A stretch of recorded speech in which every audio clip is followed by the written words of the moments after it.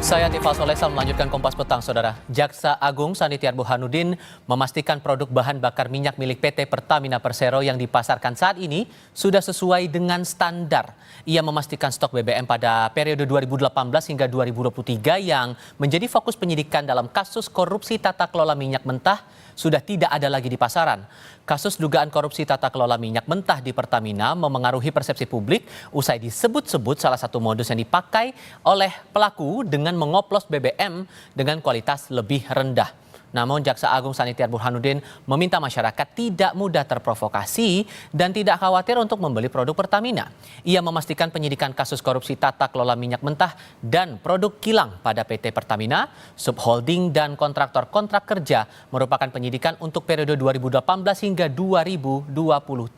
Jaksa Agung bilang BBM pada 2024 hingga saat ini sudah sesuai standar. Bahan bakar minyak sebagai produk kilang yang didistribusi atau dipasarkan oleh PT Pertamina saat ini adalah baik, ya, dalam kondisi yang baik dan sudah sesuai dengan spesifikasi, tetap tidak terkait dengan peristiwa hukum yang sedang disidik. Masyarakat untuk jangan ragu, ya, melakukan atau menggunakan bahan bakar yang dibuat oleh Pertamina, dan itu pasti jaminan mutu, bukan iklan. Di lain pihak, Direktur Utama PT Pertamina Persero, Simon Aloysius Mantiri bilang dugaan korupsi tata kelola minyak mentah dan produk kilang pada PT Pertamina Subholding dan kontraktor kontrak kerja sama tahun 2018 hingga 2023 menjadi momentum bersih-bersih dalam tata kelola dan distribusi di Pertamina. Ia juga bilang Pertamina akan mengumpulkan data uji bahan bakar dari Lemigas pada periode 2018 hingga 2023. Momentum ini juga menjadi momentum bagi kami untuk terus semakin introspeksi diri dan tentunya melihat apabila ada area atau celah untuk kemudian kita semakin meningkatkan tata kelola perusahaan agar jauh lebih baik ke depan. Selanjutnya juga tentunya kami akan kumpulkan data yang sudah bersama-sama kita lakukan pengujian dengan Lemigas untuk produk-produk Pertamina pada periode itu.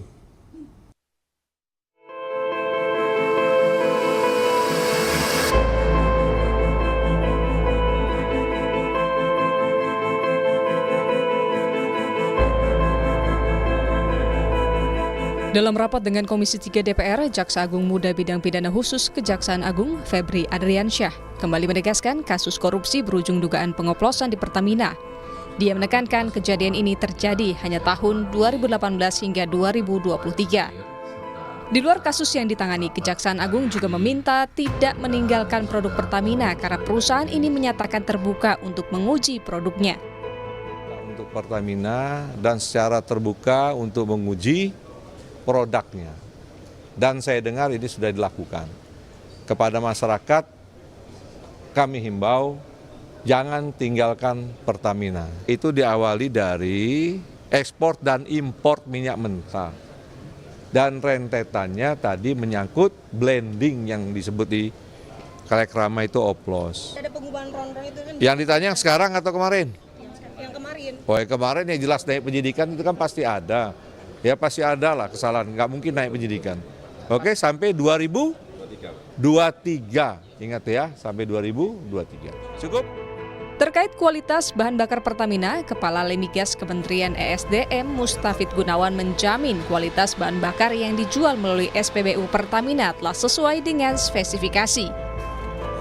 Seluruh yang kami lakukan pengujian spesifikasinya memenuhi sesuai ketentuan yang ditetapkan di pemerintah, dalam ini di Ditjen Migas. Kemudian yang terakhir, yang kemarin kami melakukan pengujian juga di sebagaimana sampaikan Pak Dirut di Jakarta, kemudian di Depok, Bogor, termasuk Tangsel dan Pelumpang. Kami sudah melakukan pengujian khusus untuk yang RON, semuanya sesuai dengan ketentuan yang ada di dalam peraturan di Ditjen Migas. Sementara itu, Forum Indonesia untuk Transparansi Anggaran, FITRA, mendorong pengusutan kasus dugaan korupsi di Pertamina dilakukan menyeluruh dan tidak berhenti pada 9 tersangka. Konteks kasus yang ini gitu ya, Fitra juga memberikan rekomendasi gitu ya yang cukup, yaitu tadi ya mungkin juga melibatkan PPATK gitu ya dalam melakukan penyelidikan tentang aliran uang, karena jangan sampai berhenti di 9, bisa jadi pemainnya lebih besar. Karena ini kan tadi ya kasusnya ini tahun-tahun sebelumnya juga pernah terjadi gitu dan cukup besar gitu.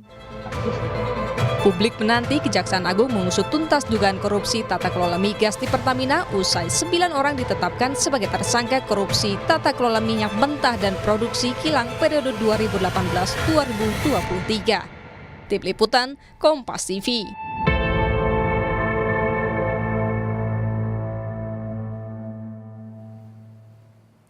Setelah pernyataan Jaksa Agung itu, sejauh mana kasus dugaan korupsi di Pertamina ini akan diusut? Kami akan bahas bersama anggota Komisi 12 DPR RI fraksi Partai Demokrat Mulyadi, bergabung juga peneliti Pukat UGM Zainur Rohman dan pengamat otomotif Fitra Eri Purwotomo. Selamat sore semuanya, apa kabar? Sore. Kita mau fokus dulu ke pernyataan Jaksa Agung hari ini yang bilang bahwa produk Pertamax itu sudah sesuai standar. Kemarin Jampidum setelah raker dengan Komisi 3 juga bilang ke publik jangan tinggalkan produk Pertamina. Menurut Anda, Mas Fitra, sebagai konsumen ini sudah cukup memuaskan tidak? Iya, terima kasih. Jadi kasus yang kemarin itu memang sangat mengejutkan masyarakat dan terjadi penurunan drastis kepercayaan ke Pertamina. Seperti kita ketahui, kepercayaan itu adalah sesuatu yang dibangun dengan lama, waktu dan pembuktian bisa hancur dalam sekejap. Nah, dalam posisi kayak gini tentunya sangat naif jika mengharapkan kepercayaan itu langsung pulih begitu saja gitu ya. Tapi Pertamina sudah ke langkah yang benar, tinggal bagaimana ke depannya memastikan hal seperti yang terjadi beberapa tahun itu tidak terjadi lagi, dan publik pun lambat laun mungkin akan merasakan bahwa kualitas Pertamina membaik dan barulah kepercayaan bisa diraih. Tapi tidak bisa sekejap, itu butuh waktu kalau menurut saya. Dan sampai lembaga penegak hukum sendiri yang bicara soal itu, Anda sudah merasa teryakinkan dengan itu, Mas Fitra? Jadi kalau saya pantau di sosial media gitu, justru banyak yang mempertanyakan kenapa sampai Kejagung yang mengkonfirmasi kualitas Pertamina. Sebenarnya kan kualitas Pertamina itu mestinya Pertamina sendiri yang mengkonfirmasi atau Lemigas gitu ya. Tapi ini sampai ke badan hukumnya, jadi menimbulkan pandangan publik itu yang kenapa sampai aparat penegak hukumnya yang mengklarifikasi untuk Pertamina. Tapi anyway, kita tentunya berharap bahwa kualitas Pertamina itu sudah baik, tapi memang tetap butuh waktu untuk mengembalikan kepercayaan masyarakat. Karena kemarin itu bisa sampai 5 tahun gitu kecolongan gitu. Sebelum saya beralih, saya mau tanya juga ke Anda, Mas Fitra, karena Anda juga mengunggah di media sosial Anda sudah sempat diperiksa juga oleh pihak Kejaksaan Agung sebagai saksi ya begitu dalam perkara yang sama yang kita bahas sekarang. Seputar apa saja yang ditanyakan oleh jaksa saat itu?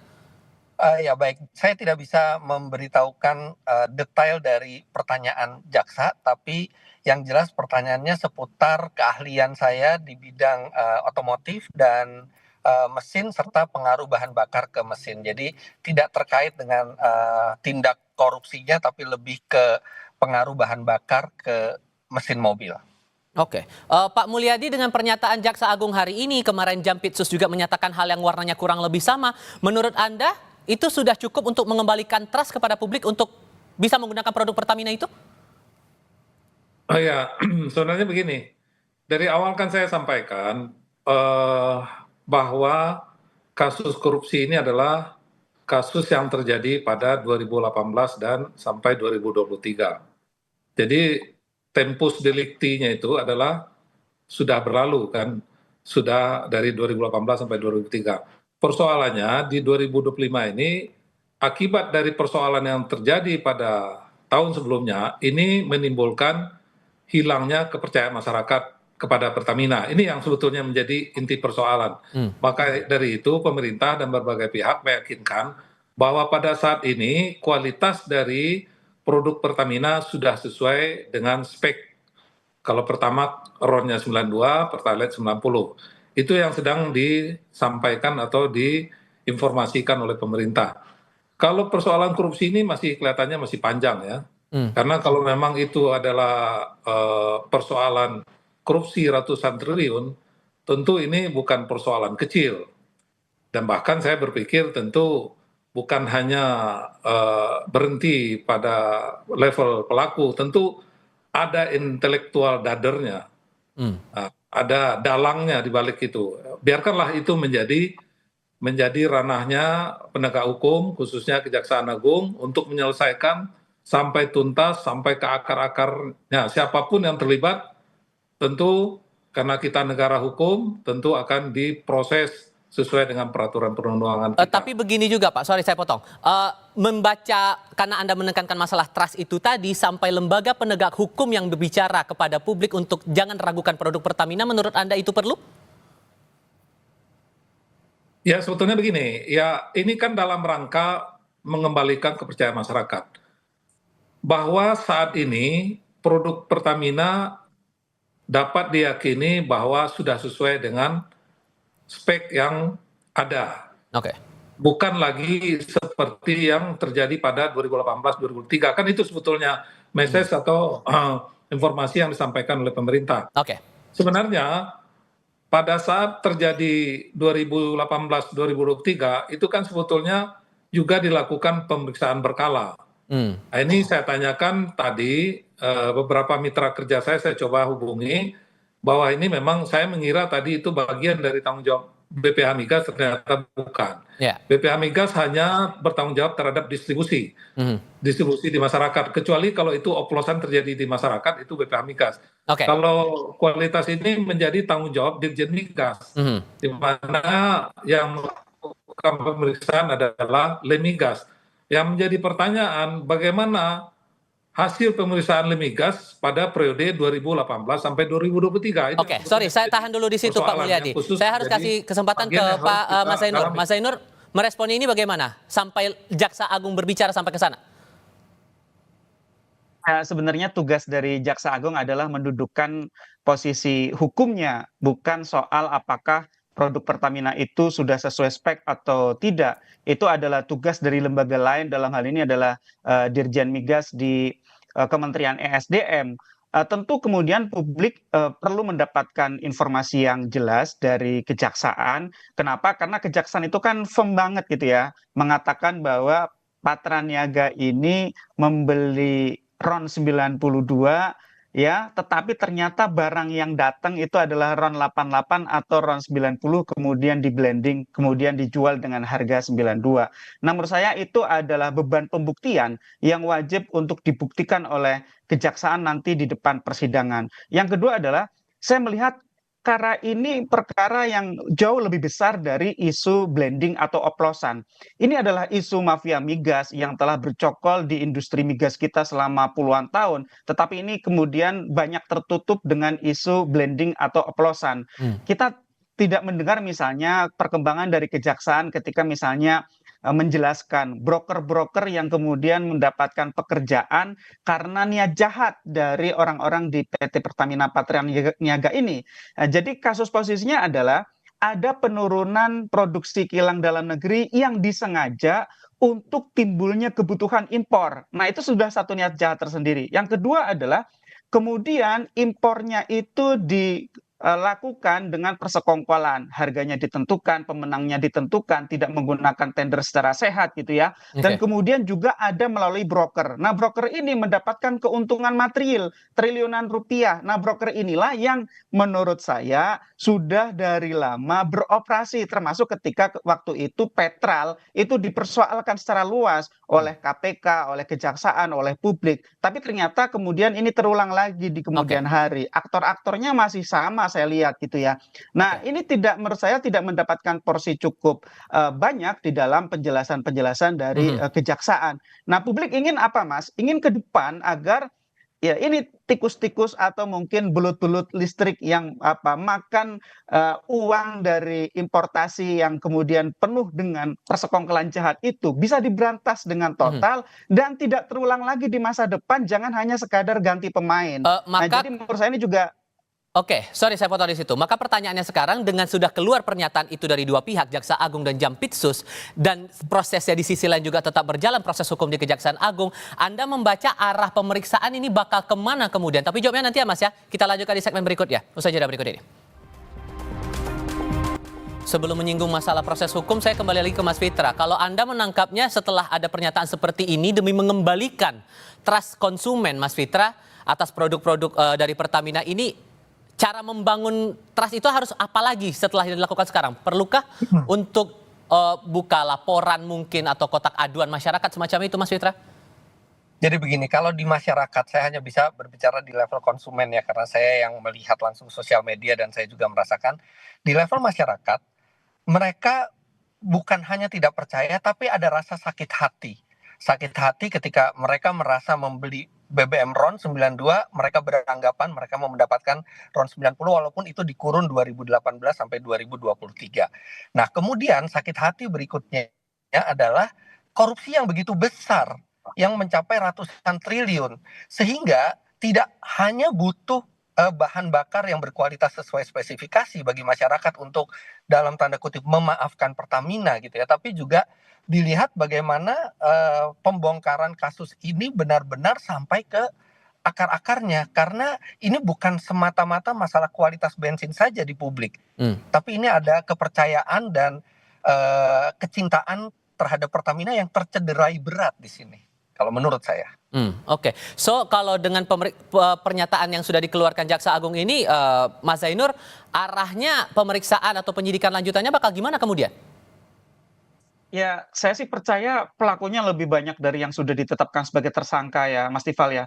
Ini kan baru 7 plus 2 ya. Padahal ini kan kita tadi misalnya mendengarkan dari Pak Mulyadi, selama ini bagaimana kinerja dari lembaga pengawas, misalnya Lemigas atau lembaga-lembaga pengawas lainnya. Apakah mereka menjalankan tugas dan fungsinya atau tidak? Masa iya kecolongan lamanya 5 tahun? Kalau 5 tahun sepertinya bukan kecolongan lagi gitu kan. Yang kedua, saya pikir ini juga perlu diuji. Ya, misalnya menurunkan produksi kilang, itu kan butuh persetujuan-persetujuan para pejabat. Siapa saja yang kemudian memberikan persetujuan. Kemudian menolak produksi minyak dalam negeri, produksi dari K3S. Itu siapa yang kemudian turut serta di dalam permufakatan jahat itu? Jadi kan produksi dalam negeri karena ditolak oleh Patra Niaga akhirnya diekspor.